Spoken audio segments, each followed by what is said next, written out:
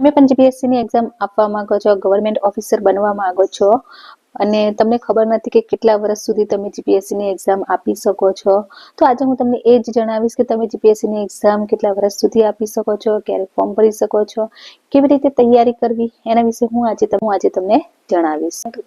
Hello everyone, Radhe Radhe, જય શ્રી કૃષ્ણ, જય માતાજી। તો ફાઇનલી ઘણા દિવસ પછી મળી રહ્યા છીએ આપણે। તો સમ મેડિકલ ઇશ્યુ હતા ફેમિલીમાં। મારા જે સસરા હતા એમને થોડું આઈસીયુમાં હતા, થોડા ક્રિટિકલ કન્ડિશન હતી, તો ટાઈમ હતો નહીં, આવા ટાઈમે વિડીયો ઉતારવાની ઈચ્છા પણ ના થાય।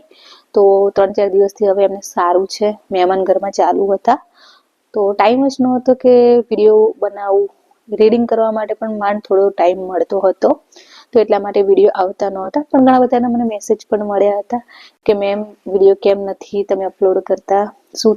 તો થેન્ક યુ એવરીવન, તો જેમને મેસેજ કર્યા છે એ બધાને થેન્ક યુ। તો હવે હું તમને જણાવીશ કે તમે હાઉસવાઈફ છો અને તમે ગવર્મેન્ટ ઓફિસર બનવા માંગો છો। તો ઘણી બધી હાઉસવાઈફ એવી હોય છે કે મેરેજ પછી પોતાનું જે સ્ટડી હોય છે એ છોડી દેતી હોય છે। મારે પણ સેમ જ એ થયું કે સીએ કરતી હતી, પછી મારે સમ રીઝન મેરેજ પછી મેં સીએ છોડી દીધું અને ગવર્મેન્ટ એક્ઝામની પ્રિપેરેશન કરવા લાગી।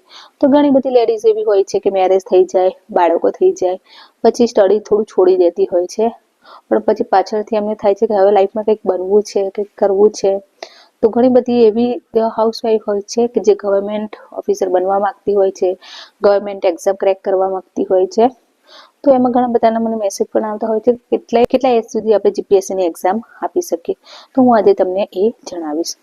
તો જો તમે જીપીએસસી ની ક્લાસ 1-2 ની એક્ઝામની પ્રિપેરેશન કરવા માંગો છો એન્ડ એની એક્ઝામ આપવા માંગો છો, તો એની જે એજ લિમિટ છે એ મિનિમમ 20 યર્સ છે એન્ડ મેક્સિમમ 35। તો આ જે 35 છે એ એજ કોના માટે છે? જે જનરલ કાસ્ટ છે એના માટે। બાકીની જે ઓબીસી છે અને બીજી કાસ્ટ છે એમના માટે 5 યર્સ એજ રિલેક્સેશન છે, યાની કે 35 + 5 યાની કે 40 ની એજ સુધી તમે આપી શકો, જે ઓબીસી છે એન્ડ અધર કાસ્ટ છે। બીજી જે એસટી એસસી એ બધા છે એના માટે પણ 10 યર્સ એજ રિલેક્સેશન હોય છે। તો તમે કઈ કેટેગરીમાંથી આવો છો એના ઉપર ડિપેન્ડ કરે છે કે તમે એક્ઝામ કેટલા વર્ષ સુધી આપી શકો। જનરલમાં 35 યરની એજ સુધી તમે આપી શકો છો। બાકી ઘણી બધી એવી પણ એક્ઝામ હોય છે કે જેમાં એજ લિમિટ હોતી નથી, આપી શકો છો 45 સુધી તો આરામથી તમે આપી શકો છો। તેવી ઘણી બધી એક્ઝામો આવતી હોય છે। તો જો જીપીએસસી ની ક્લાસ 1-2 ની સ્પેશિયલી વાત કરીએ તો 35 ની એજ સુધી તમે આપી શકો છો જનરલ કાસ્ટમાં। તો જો તમારી હજુ એજ થઈ, ઘણા બધા એ કહેતા હોય છે કે શું 35 અમારું રનિંગ છે તો શું અમે એક્ઝામ આપી શકીએ છીએ? તો ફ્રેન્ડ, જ્યાં સુધી તમારી 35 ની એજ કમ્પ્લીટ ના થાય અને તમે 36માં આવો છો, તો 35 જ્યાં સુધી કમ્પ્લીટ ના થાય ત્યાં સુધી તમે ફોર્મ ભરી શકો છો અને એક્ઝામ આપી શકો છો। તો આ રીતે તમે તમારી એક્ઝામની તૈયારી કરી શકો છો। જો તમારે જનરલ કેટેગરીમાં હો કે બીજી કોઈ અધર કેટેગરીમાં હો તો તમે આ રીતે એક્ઝામની પ્રિપેરેશન કરી શકો છો અને તમારું જે ગવર્મેન્ટ ઓફિસર બનવાનું જે સપનું છે એ પૂરું કરી શકો છો। અને ફ્રેન્ડ્સ, એક્ઝામની તૈયારી કઈ રીતે કરવી, તો એના માટે જે હાઉસવાઈફ છે એમના માટે મેં શેડ્યુલ ઓલરેડી મારા જે પ્રીવિયસ જે વિડીયોઝ છે એમાં શેર કર્યું છે। જો તમે ના જોયું હોય તો જરૂરથી જોઈ લેજો।